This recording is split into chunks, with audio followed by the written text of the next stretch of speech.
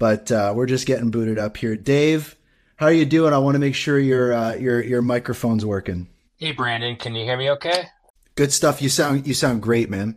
Perfect. I think we got some folks coming in. It's good to see everybody. Hello, Future Buzz is down there. Elizabeth, hello. Tata's down there. And with that, good morning, or I guess good afternoon from Ottawa, Canada, everyone. My name is Brandon Davenport, aka It's Brandon D. It is Friday, December 1st, and you're listening to episode 103 of the Hashgraph Enthusiast Show, an interview with David Cohen, live on Spaces. Subscribe on Apple Podcasts, Spotify, YouTube, and other platforms to hear past episodes, including the recording of today's conversation. Also, make sure to catch the weekly Hashgraph Enthusiast news every Wednesday at 12 p.m. Eastern, 9 a.m. Pacific, live on Spaces as well. And in all those same places, get everything you need to know about the show at itsbrandond.com/hbar. For folks listening live now, take a moment, share the Spaces with your friends, especially now that we've got the new link. It's handy. Make sure folks know. And if you've got interesting questions for our guest today, click the comment button at the bottom right. And if it's super duper interesting, I'll ask Dave live on the show and we'll see what he has to say. No guarantees and no dumb questions allowed. That's my job. And for folks listening to the recording, leave a comment and break down your thoughts on what we talk about today. Let's keep the conversation going after the show. And as usual, I don't do pre-interviews. Dave doesn't know any of the questions I'm going to ask. We like to just keep it, pretty chill, nice conversation. But I do have a first question for you, Dave, and I'm interested to know first off, how's it going, and what is the most interesting thing happening in your life right now? Thanks, Brandon. What's the most interesting thing in my life right now? Well, I'm planning to go to the New Orleans Jazz Festival, so I had to decide whether or not I was going to pay $2,400 to see the Rolling Stones for a VIP ticket or just buy a regular ticket. So I just bought a regular ticket, unfortunately, because it's just ridiculous. Yeah, that's crazy. It's nuts. Anyway, yeah, it's nuts. But it's worth it if anybody hasn't gone. It's a cool festival. But yeah, that's the answer to your question. Unless you want me to talk about, work, and then we can talk about work. I think we'll be talking about work plenty. So just a quick intro for Dave, known as a true trailblazer in the decentralized software and distributed ledger technology space. Dave is the founder and CTO of Taekion, as some folks have called it, the quote on-chain Dropbox, funded by the U.S. government. He's also one of the original key advisors to Hedera, and I would say an OG H-barbarian. His work spans from creating the first artificial intelligence-based software platform to launching the world's first machine-to-machine software platform to pioneering the world's first virtual power plant to assisting a merger and acquisition that would create the largest electric vehicle charging services company in the world. Dave's also spoken at many venues such as Renewable Energy Finance Forum on Wall Street, MIT, TEDx, Singularity University. We got a lot to unpack in this conversation, both looking backwards into the history of Hedera and also looking forwards at what is to come. If there was ever Hashgraph enthusiasts, it would be Dave. But I have my first question for you. And as we all know, many folks in Web3 operate undoxed or anonymous.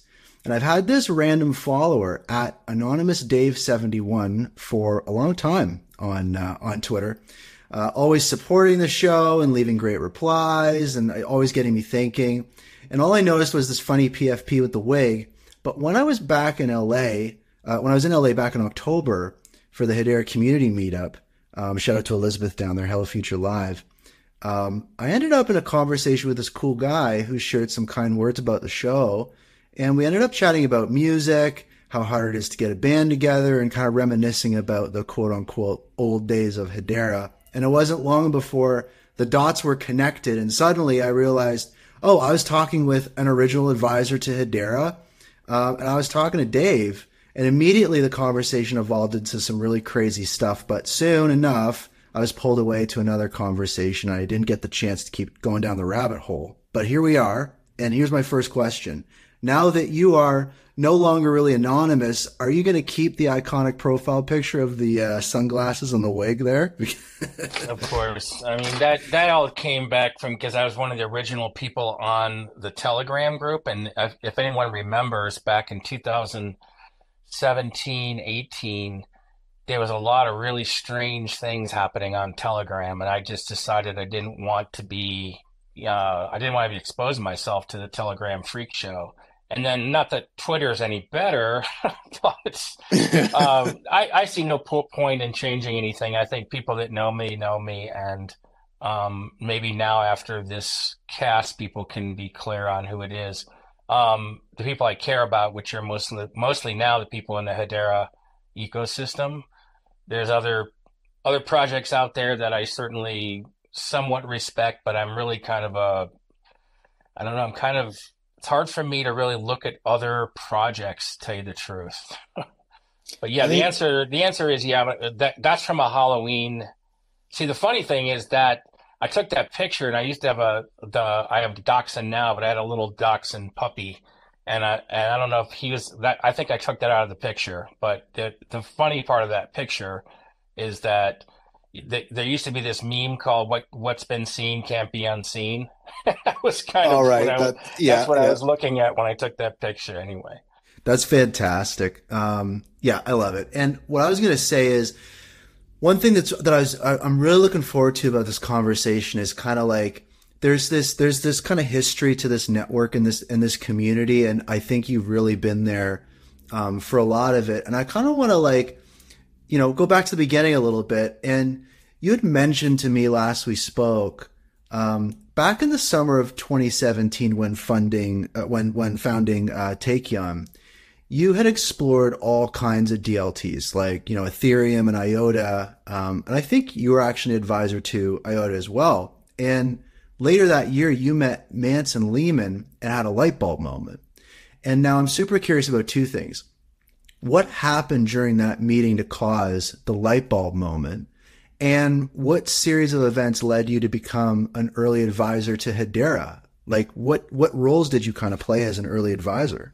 Yeah, very interesting question. So when I got into crypto, I wasn't looking at it from I want to buy some coins or I want to buy Bitcoin. I'd looked at Bitcoin in the past, and I was one of those people who just maybe was a little bit too dense to invest back in 2010 timeframe. But we were looking specifically because we had a project to build infrastructure to protect information. So my background, I won't get deep into it, but it's artificial intelligence and smart electric grids is mostly what I spent my time on, as well as electric vehicles and stuff like that, distributed energy systems, I guess. And what I noticed about artificial intelligence back then, before AI really went nuts in the last couple of years, is that without a trusted data platform, you're kind of screwed, thinking about all the deep fakes and all the things going into AI. I mean, we are kind of screwed if we don't have a data platform that we can trust.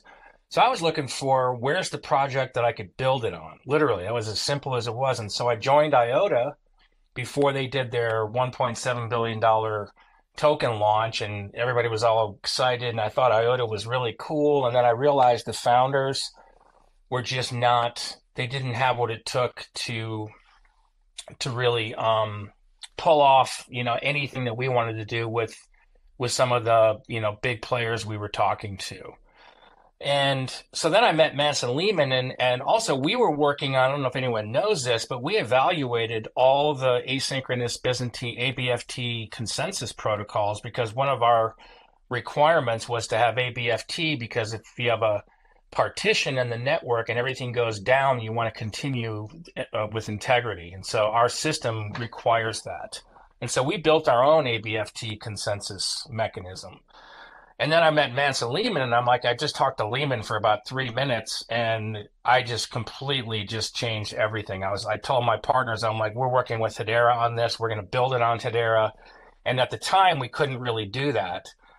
So we built, so that's really the story. I mean, it was as simple as Mance and I had some real interesting kind of commonality in some of the stuff we did in the past, including Lehman with artificial intelligence, working with governments and working with Air Force and stuff like that. So anyway, there was so much affinity, and I just saw the future there in Manson Lehman, and I decided, okay, we're going to build on this. And it took us a while to figure out how to do that because initially it wouldn't have been possible to do what we were prototyping in the early days on Hedera, but it looked like we maybe would take a private instance of Hedera and then run it. And then when they launched the Hedera consensus service, then I realized we could replace the ABFT consensus algorithm that we built and funded by the National Science Foundation's distributed consensus group with some pretty smart people helping us. So anyway, that's the long story short. It was that simple. It was the best possible mathematical way to solve the problem we needed to solve, and here we are.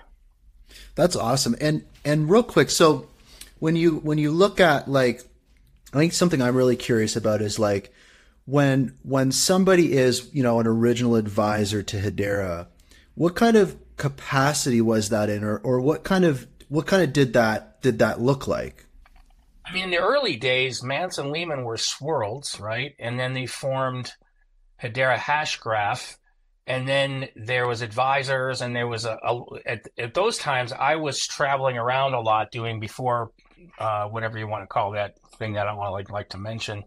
Um, Basically, I was traveling internationally, going to all the crypto events and evangelizing and talking about Hedera and what we were doing. And so then when they formalized, and then I think it was 2018, they had the big New York City gig. That all kind of wound down a little bit, and they sort of reorganized the after they did their huge money raise and everything. And so then it was just really more being just kind of helping them with different things. But really, it wasn't very formal. I mean, it was kind of it was a really small group of people, and it was really just more designed. I was more interested in just evangelizing and helping to get the word out for Hedera and the Hashgraph algorithm at the time. And you wouldn't believe the amount of resistance that I got. I guess you would believe.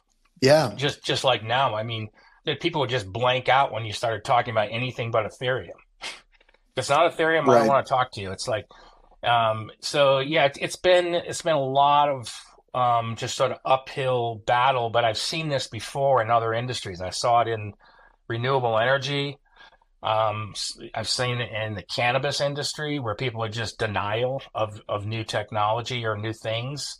Electric vehicles, the same. Crypto is just another one of those technologies where we all know it's going to be the foundation of Web3, but everybody's afraid of it or everybody wants to kill it because they're afraid of it or they're threatened by it, right?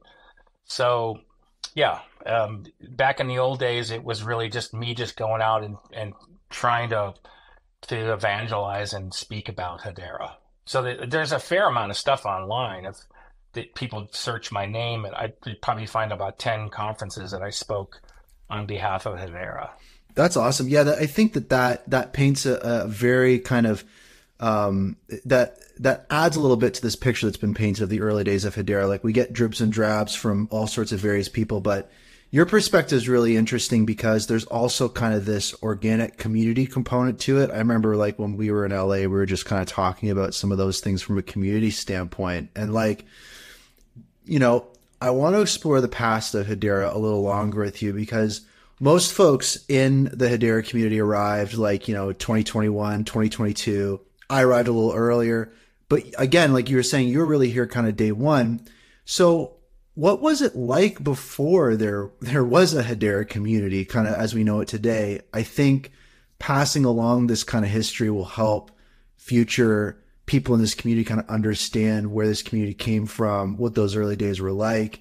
And like, what are your memories from those early days? What kind of roles did you play in the community? I remember you were talking about managing Telegram groups and different things, but what was that? What was it like watching those original seeds of the Hedera community be planted?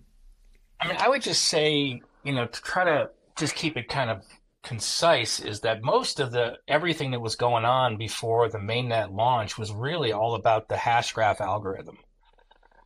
and it was about educating people about why that was game changing, and then then it kind of shifted to if we were going to run this, because I don't think Mance and Lima were originally thinking of running a public network. I think they were thinking of going down the path of we're just gonna we're just gonna build this and then sell it to private companies because it was so powerful as a platform. And then I think they got kind of enlightened, and a lot of times the community was helping the core team understand crypto. Right. I mean, Right. the reason I got a really quick understanding of crypto is because I got involved with IOTA, and I saw the power of just distributed, crowdsourced getting anything done.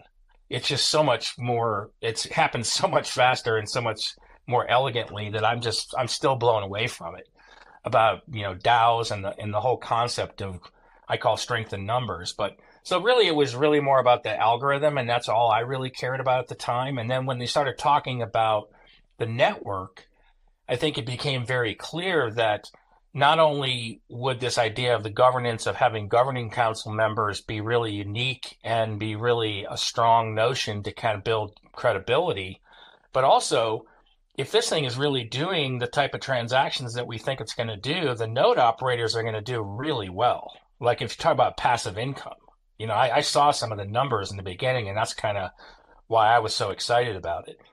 But yeah, that's, mostly for me it was Telegram, and then I was focused mostly on my own startup, because we bootstrapped it and we got most all of our funding came from innovation capital. So, we raised a little bit of private money, but, we never had the ability to raise the type of money that Hedera did. If we did, we could have done much more things much faster. But we're now on that track where we're going to go after VC money because we're kind of, I would call it Web3 VC money, where, we're planning on minting a token and launching our own, um, um, mainnet as well next year. So, yeah.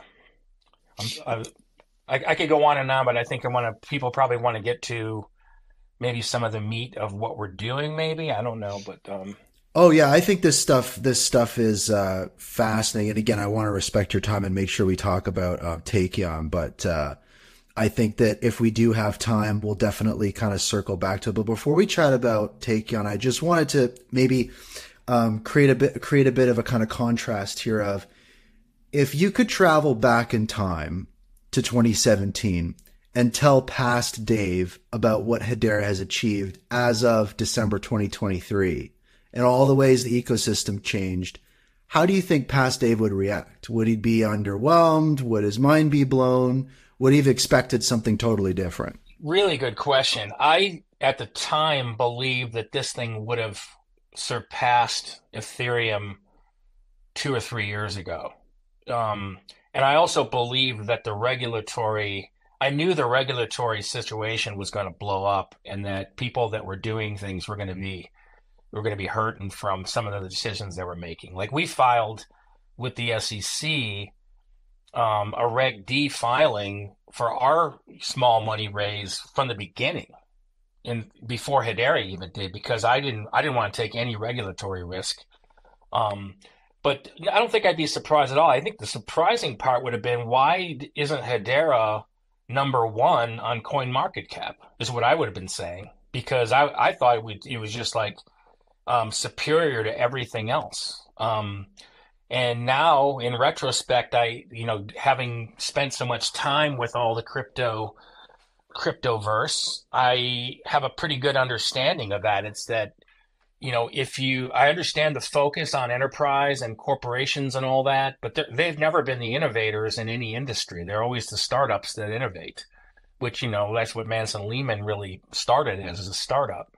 And, retail, focus on retail is really important. And I've seen that change pretty drastically in the last couple of years. But my biggest surprise would have been, why didn't it happen faster? Why wouldn't Hedera have hit, like on the second run, top five or top three or something? Just because, I mean, look at it. I mean, it's way faster. It's way cheaper. It's green. It's carbon negative, for God's sake. And mathematically, it's proven. Um, So yeah, that's the only thing I would say. There was no doubt in my mind that when I talked after talking to Lehman that this was, and then spending time looking at all the other platforms out there and watching people like Phantom try to copy their consensus. I don't know if people know this, but I mean, Phantom literally removed stuff from their GitHub saying we should remove the links to the Hashgraph algorithm just in case we get in trouble. I remember that was passed around. That was passed around. It was hilarious. It's just mind blowing that people can get away with this kind of stuff. But anyway, so yeah, that's your answer there.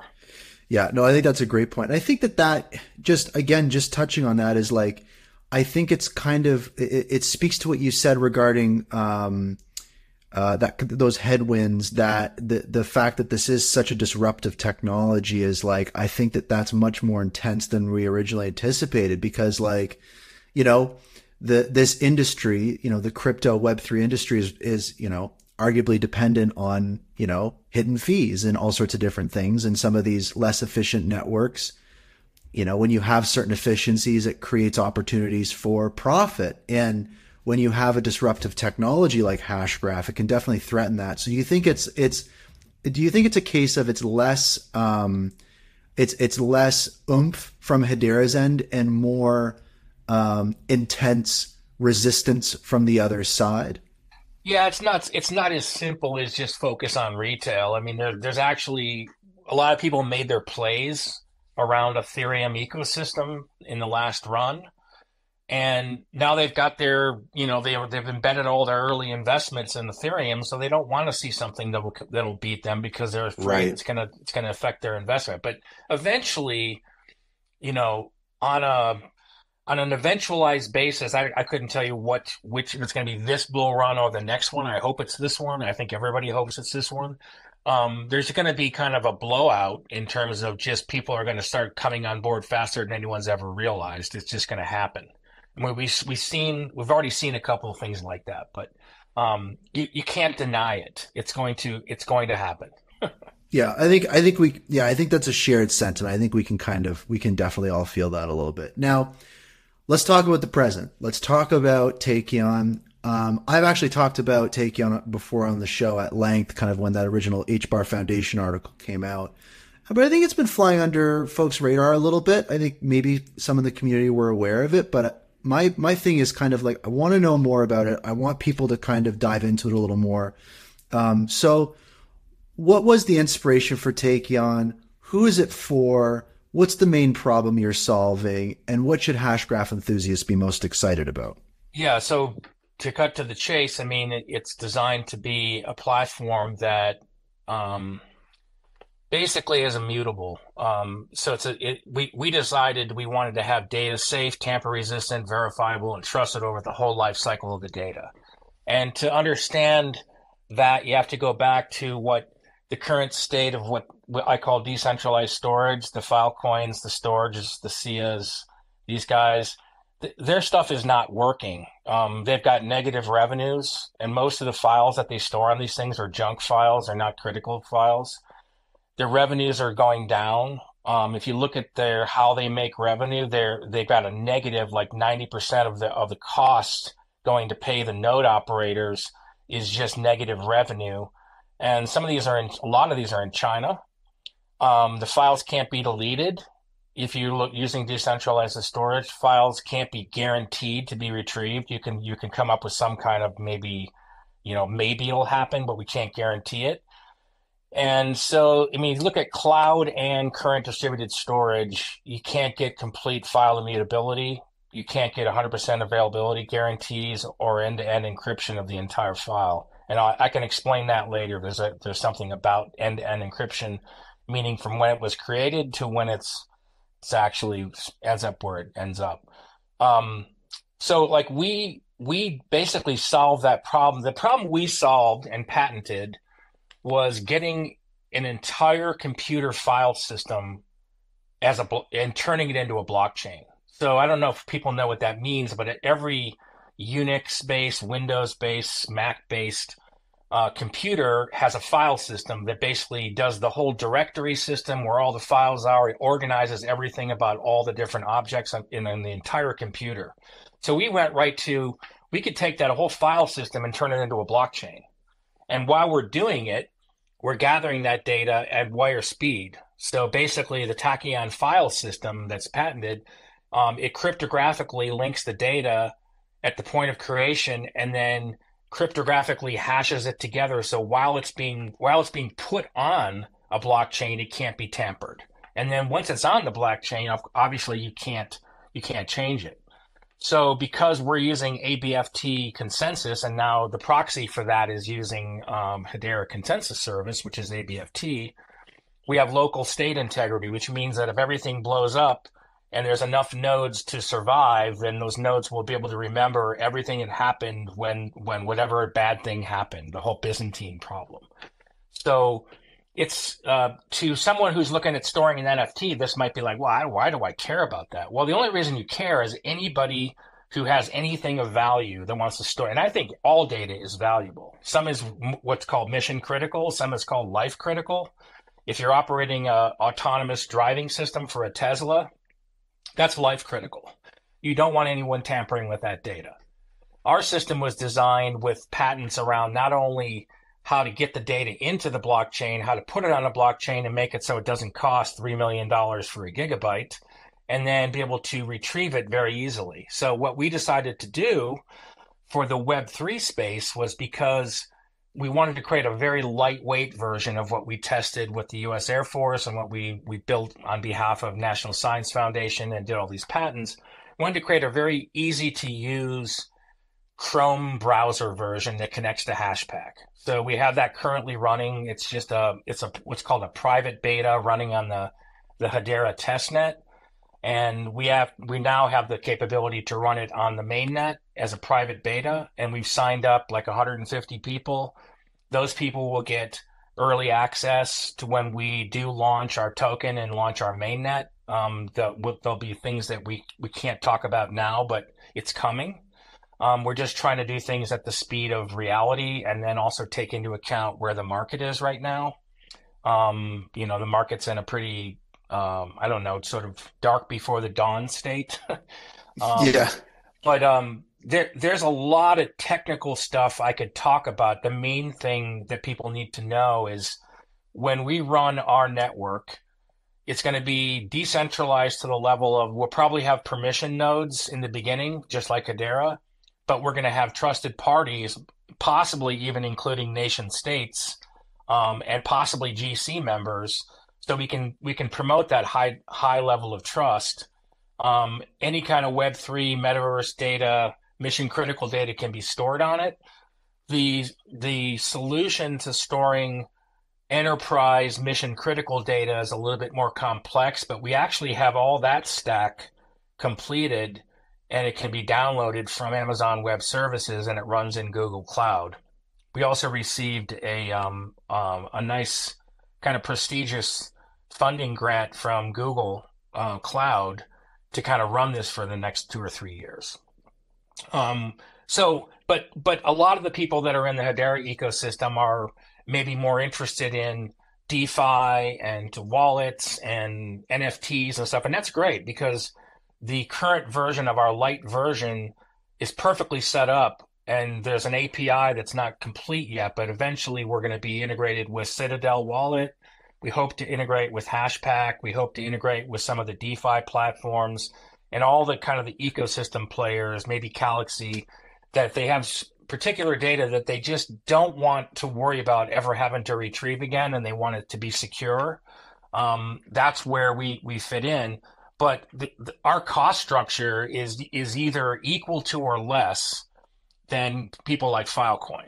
So we're not adding a layer of, oh my God, this is going to be really expensive. We're just saying, look, this is built correctly in a decentralized way, because none of these decentralized storage systems actually use a blockchain. They use a cryptographic hash of the data, and then they store it on a database, or they shard it. And I call it the Humpty Dumpty problem. They basically, all the king's horses, all the king's men couldn't put Humpty together again. That's your state of where we are right now. So I almost wanted to change my tagline to that. But, I think the easiest way for people to understand where we're going is the future of Web3 data is on chain. because nobody's doing it. And so we kind of cracked how to do that. And that's, from a usability standpoint, the user shouldn't care. All they should care about is if I put my data on here, I can trust that it's not going to get compromised. That's what people want to know.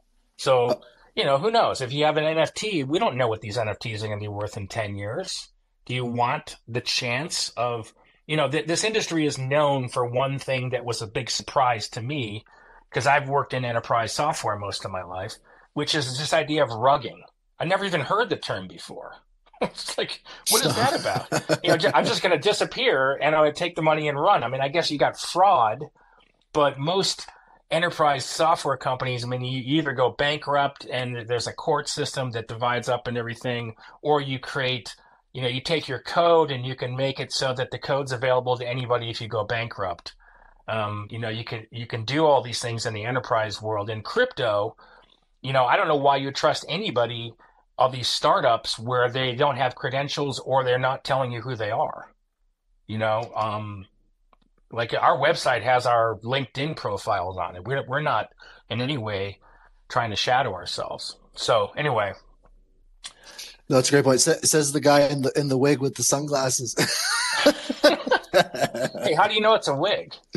Oh, in high school, I had hair down way, way past my shoulders. I dig it. Now, you bring up two interesting things. I want to hit on two things that are fascinating to me. So that makes sense because I'm reading about this service, TFS Lite. And so basically what that is, it's Taekion file service, similar to the Hedera file service. You have effectively like an L2 network leveraging Hedera consensus service for your network's consensus. So you're kind of doing what people in the community have talked about before, is like, oh, you could make a network that leverages Hedera consensus service for the network. So is that effectively kind of what you're doing? Exactly. We're like the first ones who have really kind of done what was been suggested.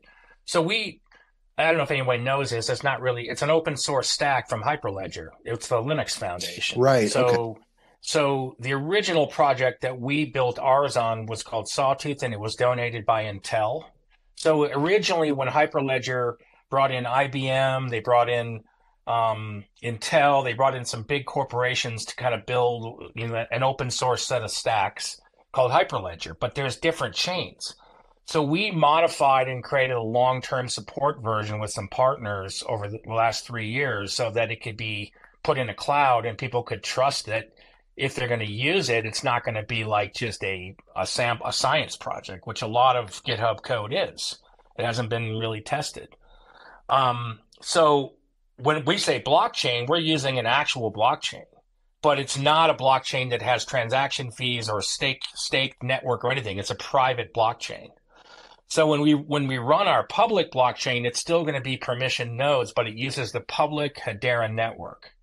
And so it's a little hard to understand, but the reason why we do that is we can't use anybody else's blockchain network and pay the ridiculous fees to store the data. We just use Hedera consensus service to timestamp everything and make sure that all the inputs and all the chunks of data going into our blockchain are completely 100% correct. Okay, so two questions. One that's most important for me to ask, that I think is on a lot of people's minds, is so you're talking about entire computer file systems. You're talking about a lot of files on those systems. You're talking about chunks of files and logging those interactions on HCS. So maybe this is a tough one, but maybe can you give us a sense of the scale or scope of this use case, even just in the beginning, and even if possible from the perspective of transactions to the Hedera mainnet? Yeah, well, there's all kinds of quotes, about data growth and whatnot. I have to look every time. So I just went and just looked with the latest because I used to give out figures, but 120 zettabytes were generated in 2023. Jesus Murphy. Right? The growth rates of data is the ridiculous part. So like if we're talking about super low fees and we take a gigabyte file, a video or whatever, just say a gigabyte yeah, that might be 50 chunks of 50 HCS transactions. Um, Now imagine you're talking about if we had 1% of the 120 zettabyte data market. You can do the math on it. It's a ridiculous. Our business model is very simple. The way we've structured our company, even though we do totally different things, is like quant, because we just use H bars or US dollars to basically charge for either, we could change it to object based fees where it says, if you have an NFT, we just charge you 50 cents to store it permanently. Or we do it by the month, we do it by the year. You can do any kind of those calculations, but our model is very simple. We only have one way of creating revenue, which is we charge to store the data, just like every other data storage company. Yeah. So there's nothing different about that. And the whole reason to tokenize it is all the benefits of that is that we can literally, like, the idea of us creating a Taekion token is already done. I mean, we use H bars instead, but if we had Taekion tokens, then those would be used just like in how Quant uses Ethereum is how we would be using Hedera in the future. So there's all kinds of benefits of that because now we're able to create transactions on the network and we're able to live in the ecosystem of Hedera. And I always tell my business partners, I'm like, you realize the power that comes with getting involved with at some point, if we were like thinking about, the data storage business is dominated literally like nobody else exists other than Google and Amazon, right? I mean, they're the guys who really kind of run the business, and Apple. So what would, like, if we were wanting to build a strategy of how we're going to move up, how we're going to get into mergers and acquisitions or be acquired someday because we don't have enough money to compete with those guys. I mean, we've already got one of those people on the governing council. So if we do what we say we're going to do, and we do it, and we demonstrate credibility over the whole process, which we've done so far, we just haven't been publicly able to build a product and put it on the market yet. One of the possibilities is us getting integrated with somebody like one of the GC members because of just the hugeness of this problem. I mean, we certainly could probably run our own network in perpetuity if we had enough treasury to do that, but time will tell. Yeah, and maybe a little more specifically, is that 10,000 transactions per second threshold going to be a problem for you guys? What transactions per second? No, I think that because they have that throttle, right? You mean currently? That current throttle, yeah. Yeah, I think that's when I read the original tests. And this, of course, requires the concept of sharding. We can get into all kinds of geekery. You can probably get more to like 100,000 per shard, but I think it really depends on all of your criteria. But no, that's not going to be an issue. If it does become an issue, I don't know where we would go because I don't really know anybody else that I would trust enough. I'm more so asking, are you guys going to be doing more than 10,000 transactions per second? Wow. Easily could see that happening, but that requires me to project into the future in terms of the market. And so I tend to not like to do that unless I'm a little bit closer to seeing the metrics on that. Like from a hypothetical standpoint, easy. Yeah. Hey, I'll take a hypothetical standpoint. I mean, we're talking about static data. We're talking about data at rest here. I mean, no one's really even thought about how to do dynamic data in transit, but data in transit would be, I mean, you could do that without even flinching. If you look at just the amount of data that's collected from autonomous systems around the world and smart grids and whatnot. But we don't even do that right now. We don't even try. We actually have a patent called rotating packet services that allows us to protect the data while it's going from any node on the internet to another node and make sure that it cannot be compromised in between. But again, that's in the future.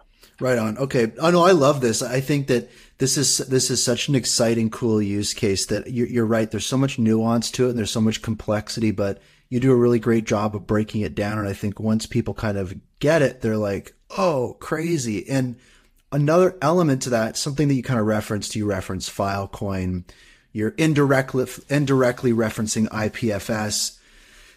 Are you talking about a potential alternative to IPFS? Because this is a hot topic in kind of the broader crypto community about storing files with ordinals permanently, and then the concessions you have to make with that, and storing files maybe on the Hedera file service or what have you, and versus storing files on IPFS. Are you talking about a potential alternative to IPFS? It's not even talking about it. It just literally is just Wow. another way to do it. Because like, when if you think about like the current players that are out there inside of Hedera secondary ecosystem, like Hashpack and those guys, they're using probably Filecoin. We just want them to either have what we want is let the users decide what they want. So if they got a choice to use Filecoin and Taekion, they can choose between the two. I don't know why anybody would choose Filecoin after we launch our network, but right now it's fair game. But yeah, there's not a complex decision making thing. It's who do you trust, and who looks like it's going to be like all of our files, even on our test net. When you want to retrieve it, it just comes up with a global URL, and it's just a web address, and it reconstructs your file, and you just click on it and you get your file back.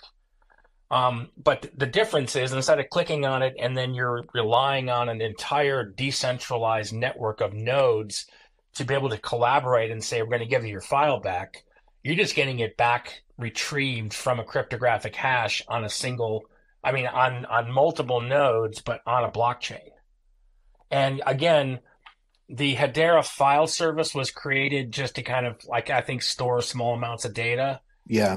Things like titles and stuff, maybe like that. But it's not going to be economic to do it that way for anybody that wants permanence on a blockchain. It's going to be real hard for anybody to replicate that. That's a great point. So just to kind of put a nail on this is, this is cool, because what people have looked at in Hedera is this little bit of a trifecta of services, right? HCS, the consensus service, HTS, the token service, and then HFS, the file service. And it's like, wow, we have everything we need, but the file service kind of lacks a little of that firepower. And a lot of these other services available, as you've kind of laid out, are just aren't optimal. So this, like this TFS service, like the Taekion file service, it kind of steps into that role. And for a person on Hedera, for let's say an NFT creator or somebody like that, this is maybe that missing puzzle piece that comes into the picture and can unlock those possibilities and work in the ways that they expect and relieve a lot of these hot topic pain points that are being talked about in these communities. Yeah, and the other thing is you can opt into encryption on the light version. On the enterprise version, it's encrypted from the beginning, and you can on it. You have to have your keys to unencrypt it. I would also say that the use cases are actually pretty simple, but there's a difference between the TFS Lite Web3 version and the enterprise version. And what we're doing is, when I see good ideas, I just kind of run with them. Like, I think Hedera got the Hedera improvement proposal from the Linux Foundation, and you basically, you present a bunch of things, and you allow the community or the users to define what's needed next. And so we are going to set up, that's the next thing we're going to do next year, is set up on our GitHub. We'll probably call it Taekion improvement proposals, but essentially what we're trying to do is make the light version replicate all the features of the enterprise version, because the enterprise version really has things that are so unique that, imagine, I used to talk about this, but the reason why the enterprise version is so powerful, why taking the whole file system and putting it on a blockchain, is that once you do that, let's just say you have a real-time electric grid operator running thousands of millions of electric meters and substations and control centers, and they've got all this software running it. They've got maybe they have 100 computers at the control center running it.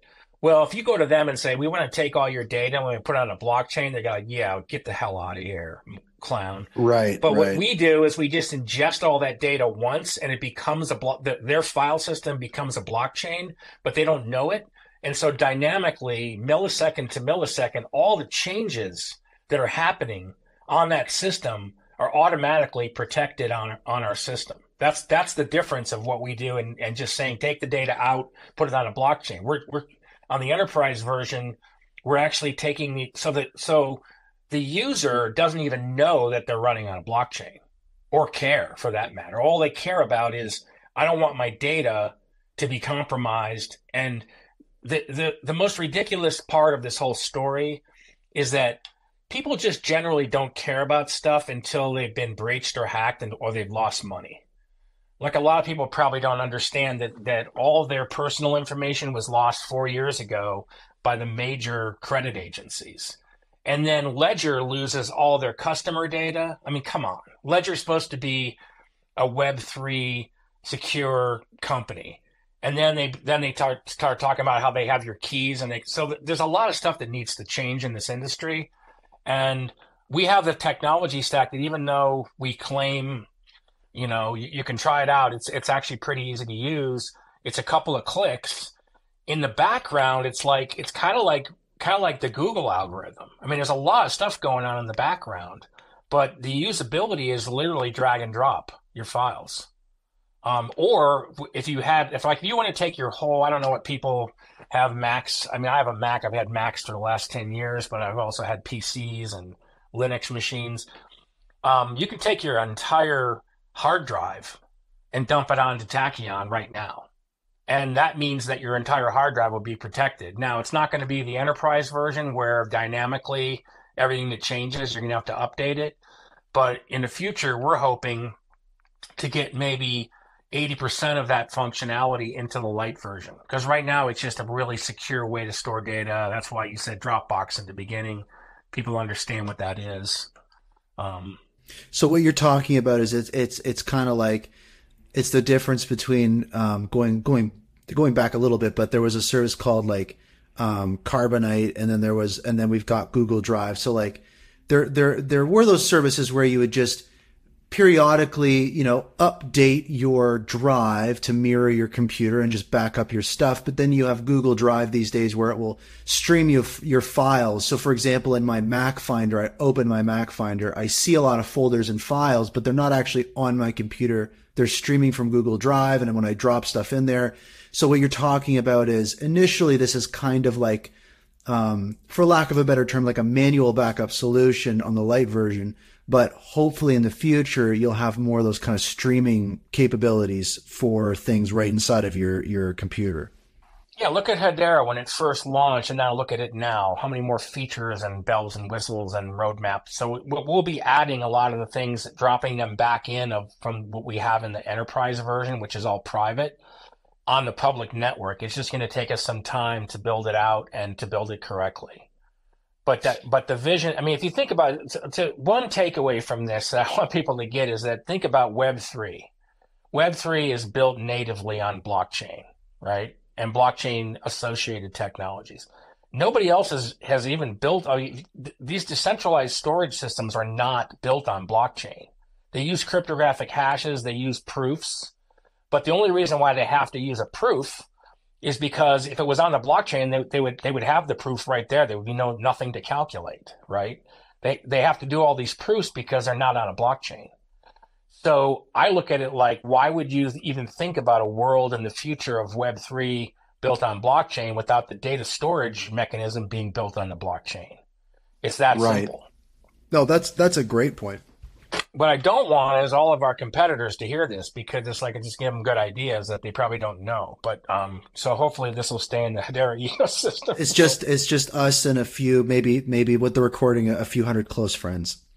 But this is awesome. I have a bunch of other stuff I want to get in with you. I just want to check in with you, make sure, like, how are you doing for time? Like, do you have some more time for this? I have plenty of time. It's a Friday. I probably have another at least a half an hour, if not more. But I'm more concerned about the audience. But I guess they could always listen to it later. So yeah, Absolutely. Yeah. Real quick, I just want to say, just give a quick word here for different supporters of the show. The Hashgraph enthusiast show averages about 500 listeners every week on Spaces and hundreds more on podcast platforms. And over the years, I've covered every major Hedera news event, unpacked almost every juicy rumor, and hosted countless in-depth discussions with important figures in the ecosystem like Dave here. And I've been able to do it, all of it live. I love it. If you'd like to support the show, consider making an HBAR contribution like many folks in the community have been doing. Even a few bucks add up. You can send your contributions to enthusiast.hbar using your Hedera wallet. And there's a little post pinned to the top here for folks listening live with that info. And all that info will be in the show notes on podcasts and stuff that you can send a tip on Galaxy or whatever. Get all the info you need about the show at itsbrandond.com/hbar. I want to ask you about kind of partnerships and stuff like that. I know that there's been a lot of names thrown around, but could you elaborate on Taekion's kind of collaborations with these kind of like academic institutions, corporations, like the U.S. Air Force? Like, what's all that stuff about? It's very exciting. I'm very curious. So there's two separate things. There are innovation capital funding mechanisms like the National Science Foundation, Department of Energy, the Department of Defense, the U.S. Air Force, who with the Air Force, we actually prototyped a system to protect data and encrypt data that was in Air Force test ranges. And a lot of that was stuff we can't talk about. But that's using the enterprise version. So the partnership opportunities in that space, I think, are more around. They could be users. They could also be node operators. I don't know. There's all kinds of issues that have to go with that. But if this is open source stacks, I think that at some point, if you look at the U.S. government and the way they manage their data, I mean, it's a little scary right now about how the nation states want to get all their data. So they're potential users and partners, I guess. We've certainly partnered with Hedera. We partnered with blockchain technology partners, the Global Blockchain Consortium. But those are all kind of soft relationships, like the blockchain technology partners. With them, we can sell an enterprise version or at least provide a free version for evaluation on Amazon Web Services. But in the future, and our focus, I know this sounds a little strange, but we kind of were funded and built out of this, highly credible group of organizations that also put us through some pretty serious peer reviews.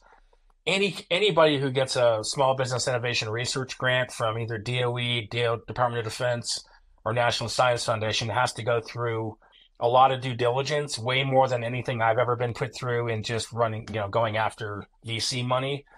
And essentially, they send it out to the experts in the industry. It could be academic. I know Carnegie Mellon looked at our stuff in the early days, and they review you and they score you. And if you don't score well, they don't give you the funding. So we've been through the ringer on due diligence. So that's not partners, but in the future, we're going to get back to the enterprise version. But unlike Hedera focusing on enterprise first and then going into crypto, we're kind of reversing that because I believe that it works a little bit differently. And I'm not criticizing Hedera's approach. It's just that's what they've chosen. What we're going to do is we're going to build this out as a multi-chain, first in the Hedera ecosystem, but clearly this is multi-chain, right? I mean, the world is multi-chain. And we want to be able to prove this out within Web3. And then we believe that after we gather a large user base inside of Web3, we can go to the powers that be in the enterprise, the governments, the mission critical data people, and say, look what we can do. Look at how many people are using it. Look how valid mathematically our system works. and then maybe have a better chance of building credibility and convincing them. The other way to do that is to raise, $500 million and sort of fake it till you make it. But we're probably going to hybridize all those things. But yeah, I mean, we're really believing, for me, the vision from the beginning has been this whole thing has to operate within Web3 infrastructure, including tokenization, including all the power that comes from being able to use digital wallets and all the infrastructure. I still don't even understand the potential for us to partner with some of the other players in the industry like DeFi. But I know that there's like we're in the process of trying to reach out to different Hedera ecosystem partners outside of the obvious ones like wallets that store NFTs. But if you think about any Web3 company that's storing customer data, I mean, we have a solution right now that can stop that data from being compromised. And clearly it's not working in for the rest of the world. I mean, if you just read the number of data breaches that happen every day, it's just like, wow, why is this happening? There's no reason for it. So I just kind of gave you kind of our strategy moving forward, I guess. No, that's great. And I just want to say too, again, just to kind of, I think, hammer that point again, I think that if you're really looking to capture that Web3 crowd, I think that when you look at, again, you're referencing NFTs and creators and people who need that file storage to like grow their businesses. And as you said, like depend on those things to last forever, immutably. I really think the number one pain point that you're directly addressing is the issues surrounding NFT file storage on IPFS, the arguments between do we do it on Bitcoin ordinals or do we do it on IPFS or do we do it on Hedera file service or what have you. I really think that positioning yourself as a real superior alternative to IPFS is a really, really strong messaging for Taekion. Mm-hmm. But the thing that I want to do differently around that is I agree with your messaging, but the part that I have lost faith in is Web 2 marketing.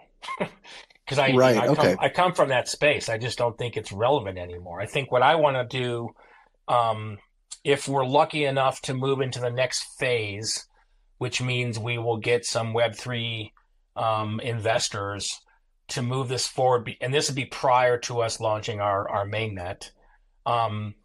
First of all, there's a couple of unique things that I want to do. One is instead of being the kind of company that does a token raise and then tries to go build a mainnet, we've built most of our technology stack. And so all the money we're going to raise would be equity based and maybe converted to tokens when we launch our mainnet. So theoretically, the regulators would have nothing to say to us. We didn't use the money.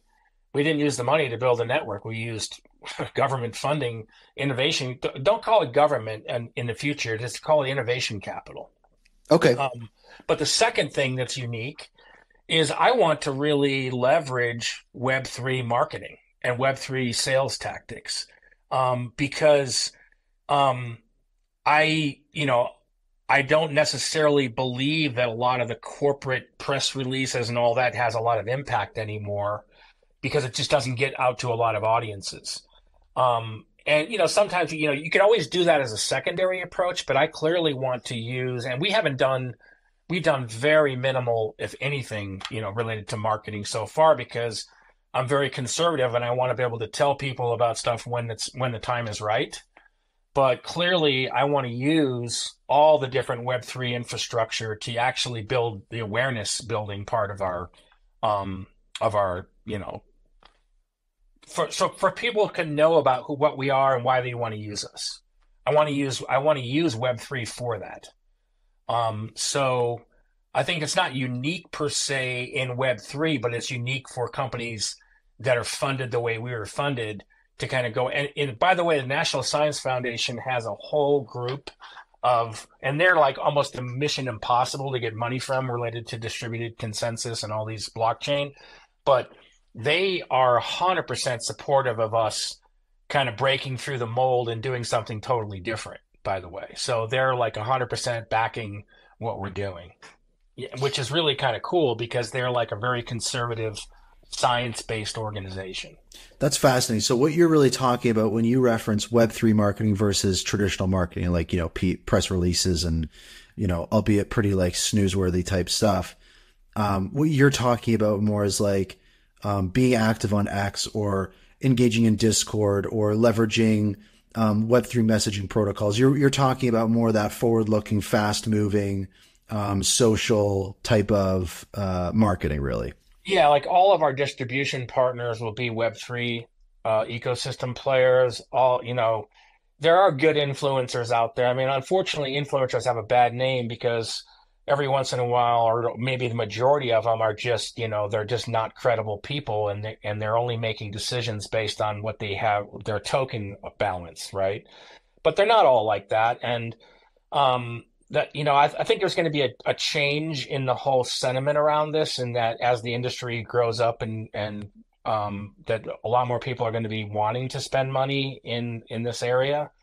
But I just want to leverage that, and I just don't see the value of trying to go out and do press releases and do the Yeah. traditional hiring sales guys and people travel around the world. We're going to use much more elegant, much more effective strategies to do when we start, in the growth phases of our company. You want to have a product people can't help but recommend to their friends and tell people about. You like, it's organic. It's like there's a great saying where if you want to know if you have product market fit, unplug your servers for a day and see what happens. Yeah, it's really the tokenization that's maybe it's more tokenizing the marketing might be a maybe better Yeah. way to get directly to it, because I mean that's what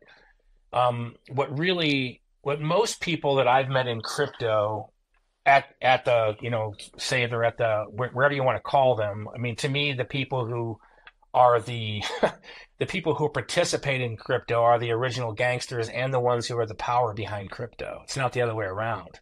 It's not looking at CZ, Binance, and all these people at the top saying, "Oh, they're the ones who run crypto." It's from the bottom up.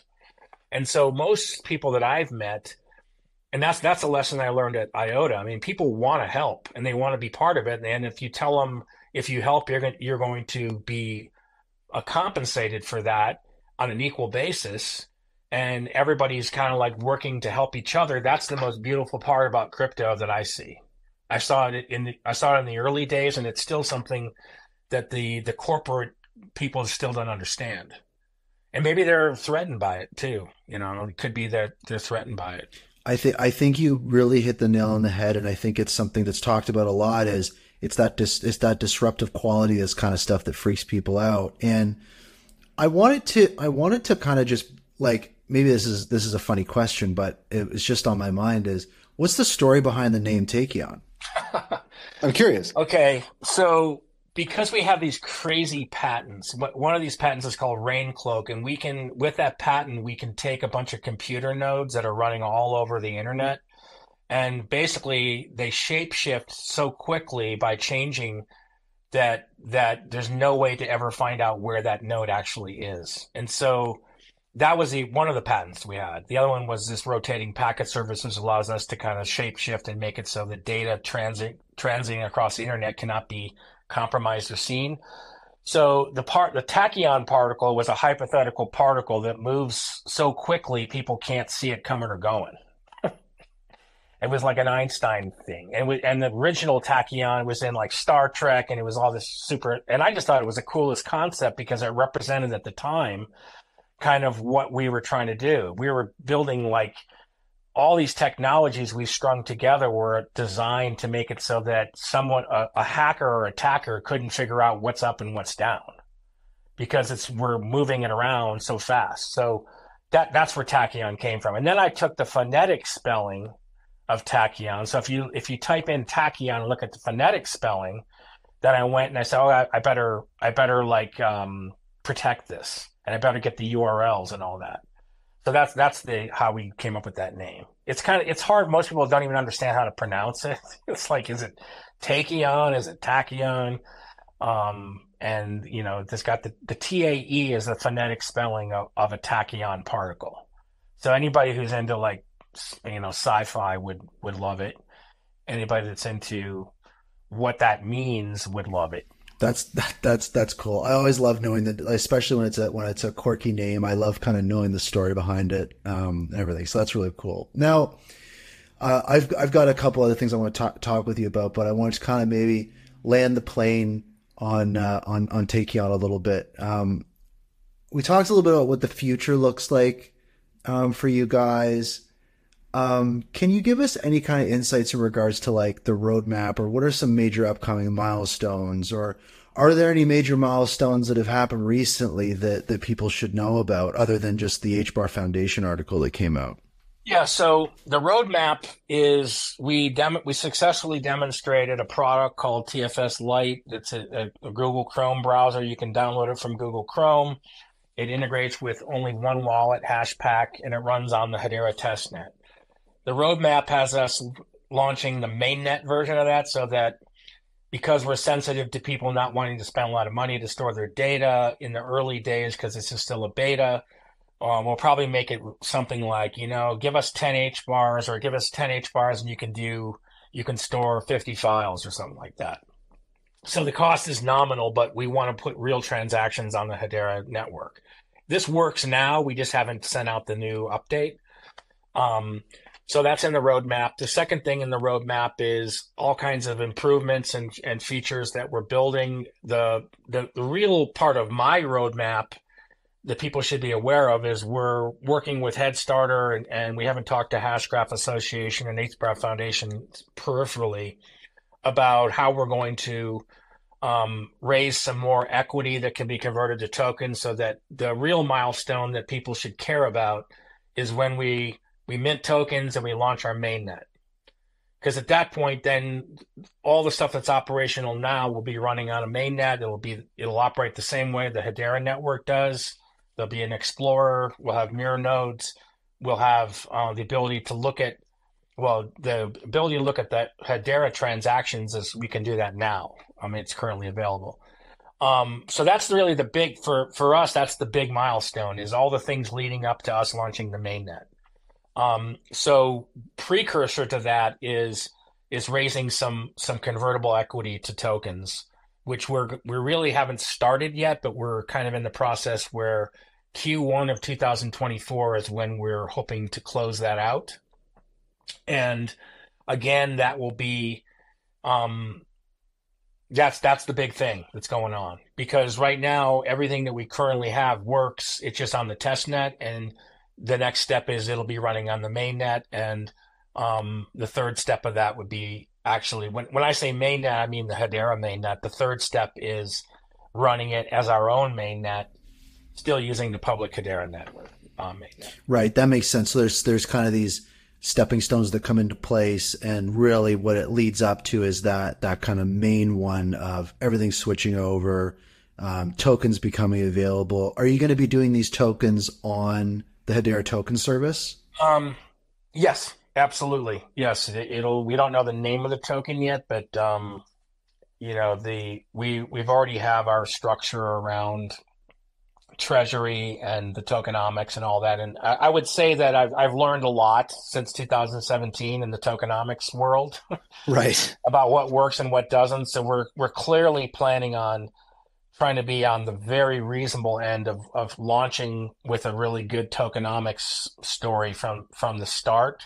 I would also say that if there's people within the cryptoverse that are good at what they do, across different industries, across different disciplines, we're kind of transitioning. The big milestone we're doing is we're transitioning from an R&D kind of, we're building all this great technology to now productizing everything and getting into Web3 more.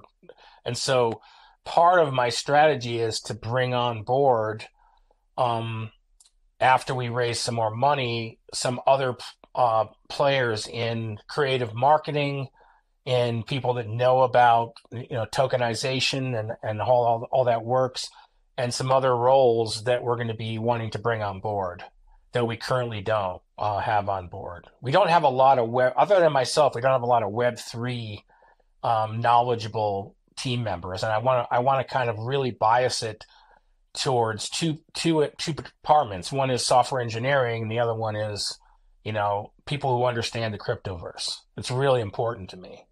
So I would say that anybody that listens to this in the future, maybe wants to reach out, they can send me an email at dave@taekion.com.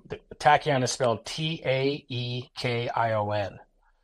And also anybody that wants to, maybe this is something you're going to ask later, but we can repeat it. But anybody that wants to be part of the beta that didn't sign up in the beginning, or maybe it didn't work first time and they changed their mind, is send an email beta@taekion.com, and we'll make sure that you get included into all of the future stuff, including the mainnet launch. Again, that's beta@taekion.com. Taekion is spelled Taekion. That's awesome. Yeah, that's exciting. It without sounding cheesy, it's like you're correct. There's this original vision of Hedera where you would have these kind of L2s built that would leverage the consensus service and kind of these new networks and these new communities starting up. And it's like in a little kind of mini way, it's like feels like the beginning days of Hedera now, where it's like, just as, Mance and Lehman were probably telling people to, send an email to me and I'll get you in on the SAFT or whatever, it's like, it's these early days. It's exciting. It is. And I've learned a lot from Mance and Lehman too. Don't get me wrong. I think a lot of, what I've learned from the Hedera experience is either jointly kind of we're on the same wavelength from the beginning, or things that I want to copy. Because from the early days, I clearly did not. I wanted to copy the way Hedera did their. A lot of people criticize their tokenomics and everything, but if you look at the longer picture, it was kind of designed from the beginning the way it was supposed to be, which is a lot of people weren't prepared for the idea that you're building a real company here. You're not building something that's just going to pump and dump, right? And we're clearly on that same wavelength of this isn't a pump and dump type thing. And I would say to anybody that gets involved with this, I'm trying to, I understand the conservatism of Manson Lehman about not wanting to talk about things that are, forward-thinking statements and whatnot. But from my perspective, everything we've done so far has been with integrity. We've done it with peer review. If I can't launch a mainnet properly, I just won't launch it. Like, right. I can't 100% promise anybody that next year or 2025 we're going to launch our mainnet. It's in the queue. And it's the intent for us to move that direction. But if I can't launch it properly, I won't launch it, because I refuse to have a mainnet that's running that's not going to get, it's not going to be a rug. That's what I'm saying. But that just means that there's risk involved in all investments. And I'm telling people that up front. No, that's what this space is all about. It's about transparency, honesty. Like, that's how you build trust, is just being honest with people. I appreciate that. And just as we kind of get to the end here, because this has just been such a fascinating conversation, and I appreciate the candor with everything, is I want to maybe get your take on something that's been a big conversation in the community, and it's regarding kind of governing council members for Hedera. And this is, as we all know, quite a few members are nearing the end of their terms. And we expect them to renew and continue, but some will expire. We haven't really seen any new governing council members added for a while, but we've been made aware, by key figures at, Swirled and Hedera and the Foundation Association, that there is, a quote unquote massive pipeline of new governing council members. And there's people have given their takes and opinions on both sides of this. And someone with your expertise and familiarity with these types of processes and working with organizations like this and everything like that, I was just really curious of like, what's your sentiment on this? Are you kind of in the camp of what's going on? Why are there, not more governing council members being added? Or is there maybe a more sensible take to kind of what's going on? Well, I guess I'll throw out a few disclaimers. One is, we said, we've discussed the fact that I was an early advisor. After about 2018, when the mainnet launched, I really wasn't actively privy to any information about what was going on internally with Hedera. So I make sure that's clear. Second thing, the second disclaimer is that I'm a strong believer in negative feedback that's designed to help keep the ship operating. And I've tried my best over the last since 2017 to input criticism, but this industry, a lot of people take that wrong, and they get very upset if you're not like just drank the Kool-Aid and agree with everything. I believe like some resistance. I still have some resistance to the concept of my resistance is to the GC members, which I think maybe it's moving in this direction, maybe it's not, and maybe there's nothing I can do about it. Is I don't think they should be incentivized. The GC member board members should not be paid until they start making money, first of all. And that would solve the problem of which ones are active, which ones are doing something, because if they're not getting paid, you'd see them probably disappear really quickly. Right. One. And the GC has a really, a very valuable, really, I mean, almost probably a equal basis to the Hashgraph algorithm in terms of importance, in terms of building credibility.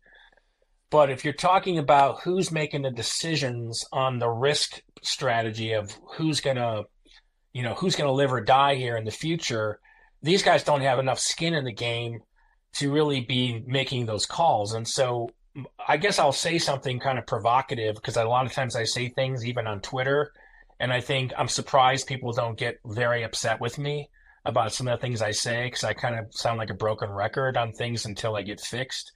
But I seriously don't really care about new GC member announcements. There's enough diversity in the nodes globally that I feel confident that it's, as a permission network, it's not going to go down.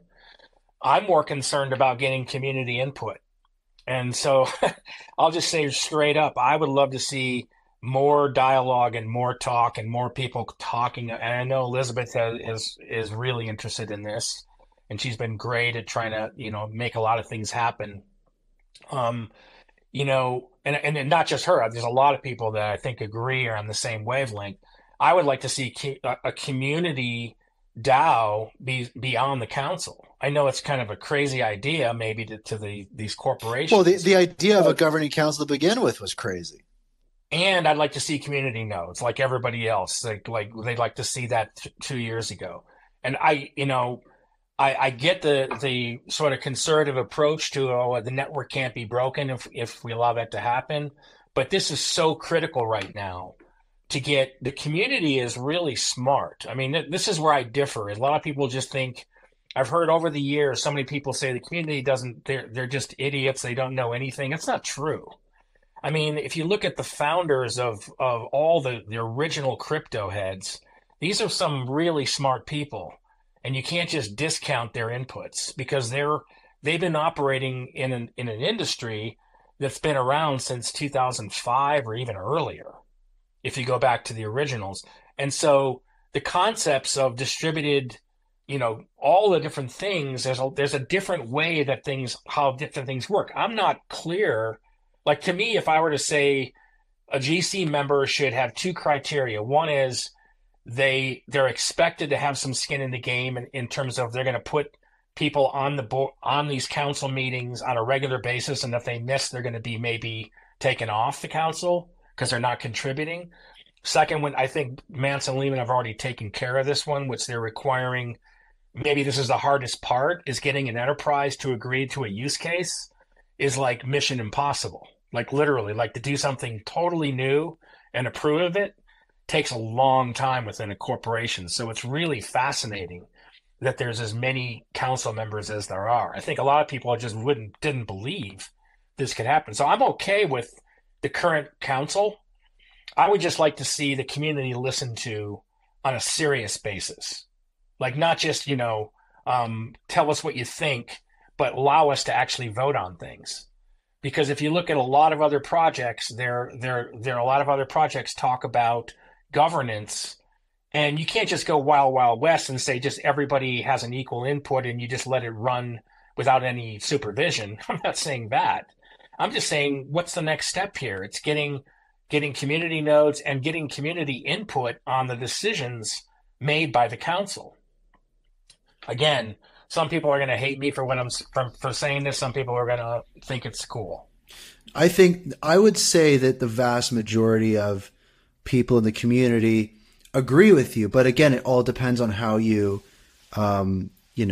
define community. And I think that a concept I've talked about on the show a lot, my thought on it is a lot of people go, well, what's the indicator of growth of this ecosystem? What's the indicator of moving towards success? And in my mind, the reality is, for better or for worse, is we have these, ironically, because of the shared worlds concept, we have these two separate worlds, right? There's one world that is enterprise, governing council, all these different types of topics you touched on.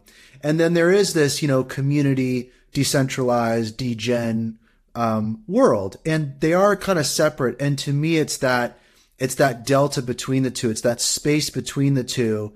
As it shrinks, I think we get closer to the success of this network. And, I think that there have been some good moments. Like I interviewed, Shyam, who's on the governing board of Hedera through IBM and those different types of things. So there's conversations happening, but really it's that general sense of being left out of the loop, right? The meeting minutes are published a month or two after they happen. The community feels behind. It's not even just being included in decisions, but it's just basic information flow. It's just understanding what's happening. I think that I agree with you, and I think that most people would agree with you that that's definitely an issue, that arguably this network that champions the concept of shared worlds really is operating in two completely separate worlds, Mm-hmm. Yep, I agree. And I think that's a great, and just what you brought up community nodes. I have kind of one other kind of like hot take question for you, because I think that your insights are fascinating, and I agree with that. It's on kind of like permissioned nodes, which for folks unfamiliar is kind of like there's like these, there's going to be, anonymous nodes, community nodes, permission nodes.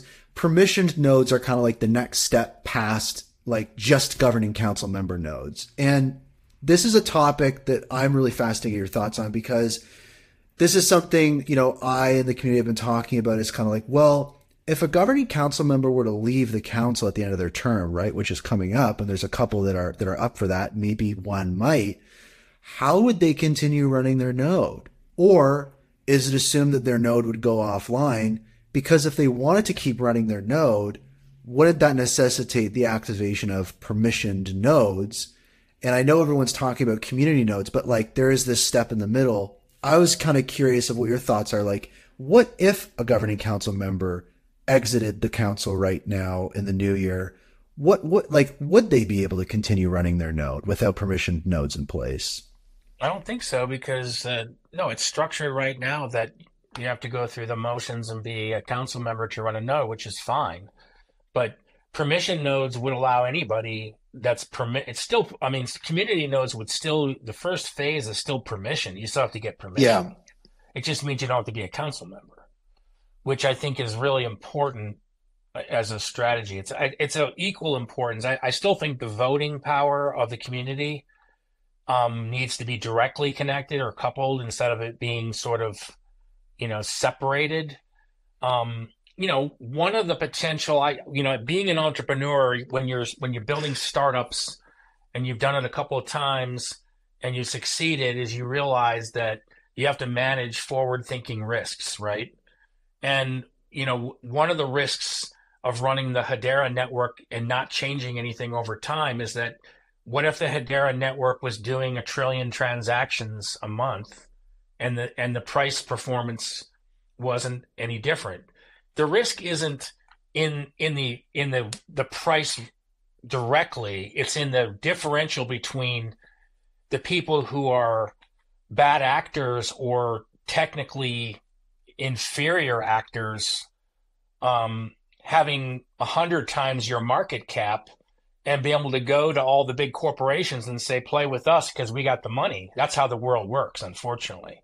That's the risk, is that, so the question is, when are they going to realize that their particular strategies and everything are not working? What's the metric which would say, you can't just count TPS because Yeah. if TPS does not get past the point where it can generate enough revenue to cover costs, it's meaningless. And if someone, I don't even want to mention names because I don't want to offend anybody that's made investments in other projects, but I can think of a handful of projects that I can't even imagine would ever in the real enterprise world ever be an operating company that have 10 to 20 times the market cap of Hedera.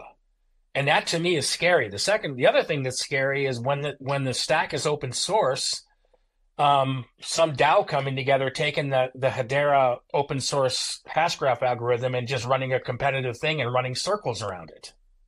Not in yeah, I don't know. I mean, it's a risk, right? Has anyone ever thought about this? I think honestly, I think you're really touching on a topic that's, I think, at the top of mind for everybody right now, because something people ask me on X, just because, I have followers to the show and stuff, as they ask me all the time, is like, why, with all this great news and growth and this and that, why isn't the price of HBAR going up? And of course I can do the like, well, it's like Amazon in 1999, and that's what value capture opportunity is a lagging. But then there's the other side to it, which is there's the reward side, but then there's also the risk side. Yeah, those theoretical things about don't worry, it'll all be taken care of. Every time I hear that argument, I realize, because I'm sure there's people that have been in this industry much longer than I have, but as I said, I started in 2017. The way the markets value a company is something that you have to take into account as priority number one. And then secondly, you think about all the other things. So if Hedera is not being valued in the market and doesn't understand why they're not being valued, but just thinks that don't worry about it, it'll all just take care of itself, that's not a risk-averse strategy. That's just kind of a hypothetical assumptive strategy, which I don't necessarily agree with. That's why I'm saying my comments on this are, I wish it was more balanced, and I wish that they would try out alternatives instead of, we're just going to go down the very risk-averse from the SEC regulatory standpoint and what the corporations will accept, and we're just going to now play around with some new tactics. It'd be really interesting to me to see how quickly things would change along those lines, because in this next bull market, I'd love to see everything totally on our circle, but I'm seeing weird signs from another network that's broken all the time, just getting way more popular during this time period. So hopefully, the other part about this, Brandon, is that we could talk about this all day long. And we really could. Unless there's any sort of agreement, that's why I think that, if you want to ever build another completely separate, get a discussion group, sign me up for talking about how the community can try to convince the GC and Swirlds that to try some new things. When I say improvement proposal, I'm not talking about technology. I'm talking about improvement about how you address and how you educate and how you build awareness around Hedera. And most of it to me is, when I say build awareness, is it's just taking away from all the misconceptions and misinformation that's been promoted against Hedera. And that wasn't something that they caused. No, but I think that's a huge issue. And I would like to discuss it further, but I don't want to really spend any more time on that here, unless you want to continue the topic. That's fine. Well, here's the thing is, like, when you talk about, hey, is there a group to talk about this stuff or get those things out there? For me, that's this show, right? I mean, a lot of listeners of this show are, governing council members. Like, for example, just a couple episodes ago, I had Rob Allen on as a guest, who's on the governing council, and, just shooting the shit with him. And it's like, so they listen to this show, hi, everybody. But that's really what this is about for me, is kind of like, having these conversations, that's what it's about. Maybe that's a good idea, Dave. Maybe it's like in the future I do a special episode that's a little more like a round table. Like we'll maybe grapple with a couple of these high level topics, and kind of just like I could moderate a little bit of a discussion on some of these things and kind of see like, what are some of those opinions? What are some of those ideas? What are some of those outcomes? Because that's really interesting. I think it's if there was ever a good time to do that, it's now. Yeah, here's a real concrete example of what I'm talking about. You hear conversations about mind blown from we're doing how many transactions a second we're doing. Why isn't anybody paying attention? Well, it's not a hard question to answer. If no one even knows in the crypto sphere, everybody thinks that the crypto is controlled by these whales who just make things happen. But it's not that simple. I mean, the power, some people have done some math on this and said if everybody in the state of Texas had X number of tokens, there'd be none left. The power of the strength in numbers of retail is unbelievable if you tap it. And so the answer to that question is very simple. If you announce to a group of people that you're doing 1 trillion transactions, but no one's listening, you shouldn't be surprised that they wouldn't value it, right? Because they're either have been convinced that they're fake, and there's been a lot of great people who put a lot of energy, including myself, helping to dispel all those myths when the fudsters come in and they say, oh, those are fake transactions. And all the people that have collaborated on this know exactly who I'm talking about and who the players are. They get involved. I don't want to call anybody out particularly, but there's been a lot of really great people who've contributed to this. The community is the best I've ever seen, by the way. It's the coolest community. The issue is when people are still asking that question, the disconnect to me is so simple. It's really mind-boggling. It's that it's really just who knows about what you're saying and who understands what it means. So if some random crypto person who's an investor hears it and then sees 50 comments about it's fake, the first thing they're going to tell their friends those guys are just fake. And it's obvious if you look at it, they're not on position number 15, whatever. It's all misinformation or it's misunderstandings. And I just think that should be addressed as priority number one, because if that gets addressed and it turns into value, you've now, like, let's just say we did rise up the market in 10 and we stayed 10 positions ahead of where we are. Do you realize how much more money the HBAR Foundation has, how much all the players have, how much more the council has, how much more Swirls has to operate with? If you think about it from a risk perspective, it's the only thing I would focus on right now. Yeah. Because of the upside. But again, I said what I had to say, and I'll probably keep saying it for the rest of my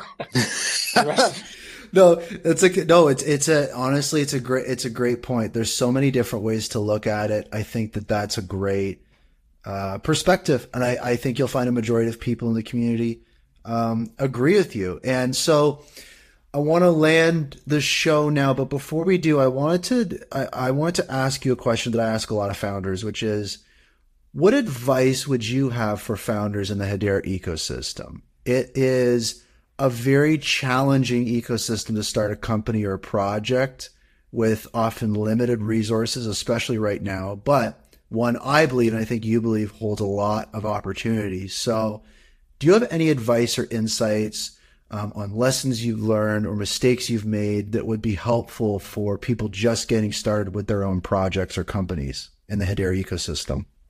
Yeah, but I guess it's probably just more my experiences, building ventures and scaling them and starting them up, is that kind of the two principles to me is really think through if you can stick through thick and thin the idea that you're promoting, because you come up with a lot of ideas and they sound exciting, but the first 2 or 3 times you get smacked to the ground, if it's a really strong notion and you're just convinced it's the right one, you're going to figure out some way or another to make it work. It's all about power of intent, really. I know it sounds a little new agey, but it's serious. And the second one is, if you can't raise enough funds to run it, at some point you got to give up and say, look, I tried, but I couldn't do it. I mean, it's kind of like almost defeating the first thing I said, but proof in the pudding is you have to be able to pay people and you have to have enough funds to kind of operate. And if there isn't the resources to do that, then you got to kind of really question yourself. I'm not trying to give this pie in the sky, just come up with an idea and it'll all work out. That's not how it works for me. Yeah, I think the other thing is that I think I keep going back to the broken record is that what I want to see in this community, and I see a lot of really positive progress just on the Twitter sphere of the community coming together and supporting each other. Because I think that's the missing part that I didn't have when I was building companies, 10, 20 years ago, is having this whole ecosystem of people that'll support you, whether or not it's just sending a good word out or, like the stuff that you're doing. I mean, there's a lot of people that are doing this, and then when they started doing it, they didn't even know how they were going to benefit from it, but they just believed in it. And I think that's the part that just be one of those people who tries to help contribute, and you'll probably find you get help from other people. Dave, this has been awesome. What a great conversation. And it was really amazing to learn about Taekion and, getting a really distilled idea about what it's about. I think I left this conversation. I started this conversation kind of like, this seems exciting. I don't think a lot of people know as much as they should about this. And I can't really kind of grasp what this is about. As you could probably tell by the tweets I was sending about it, is like I was trying to, throw stuff at the wall, like it's like this or it's like that. But now I really kind of get the idea of how it could maybe fit into my life and kind of what it means for the ecosystem and kind of what's happening with it. So did a really good job of kind of breaking that down for everybody. And then it was just nice to kind of take a trip down, good old Hedera memory lane and just have some real talk about what's going on and kind of what the future looks like. And I think that these are the types of conversations that are really important. I hope a lot of people listen to this episode because I think that it's a really good one for so many different reasons. So I really appreciate you making the time. And I wanted to say if there's any last kinds of call to actions you wanted to give or shout outs or anything like that, feel free now. Just kind of the floor is yours. Yeah, quick summary. First of all, Brandon, you're really good at what you do, and I really enjoyed being on your show. I think you do a great job of it and bringing out, in a different way than almost anybody I've ever actually worked with, been in a positive way. Also, I wanted to thank everybody who's been listening to this without being able to actually talk. It's kind of tough. And anybody in the future that listens, I guess I would repeat that if anybody wants to collaborate with us, they could either contact me through my Twitter, Anonymous Dave, on Twitter. Dave@Taekion.com is my email, as well as if you want to sign up for our private beta, which will be running on the Hedera mainnet as soon as we decide to launch that part officially, send an email to beta@Taekion.com. And other than that, thank you very much. I'm real excited about our future, Hedera's future, anybody that's building on Hedera.